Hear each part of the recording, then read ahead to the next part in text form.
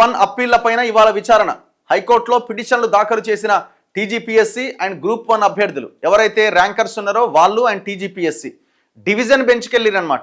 Appeal చేస్తున్నారు, మీ తీర్పుని వెనక్కి తీసుకోండి అని. సింగిల్ బెంచ్ దగ్గరే అప్పీలా, డివిజన్ బెంచ్ ఇది.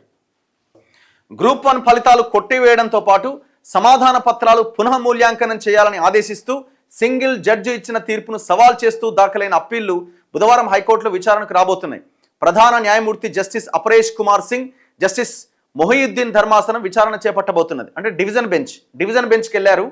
సింగిల్ జడ్జి తీర్పు పైన మొత్తం 15 అప్పీళ్లు దాఖలైతే ఇందులో టీజీపీఎస్సీ 12 అప్పీళ్లు, పలువురు ఎంపికైన అభ్యర్థులు 3 అప్పీళ్లు దాఖలు చేశారు.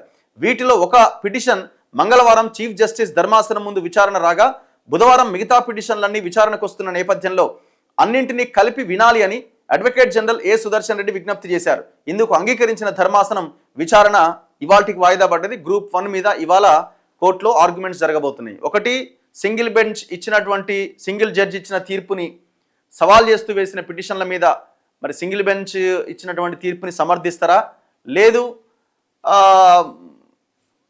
దాన్ని కొట్టేస్తారా, కొట్టేసి ప్రకటించిన ర్యాంకర్లు వాళ్ళే విన్నర్స్ అని చెప్తారా, చూడాలి ఏం జరుగుతుంది. ఇది కోర్టులో ఉన్న అంశం.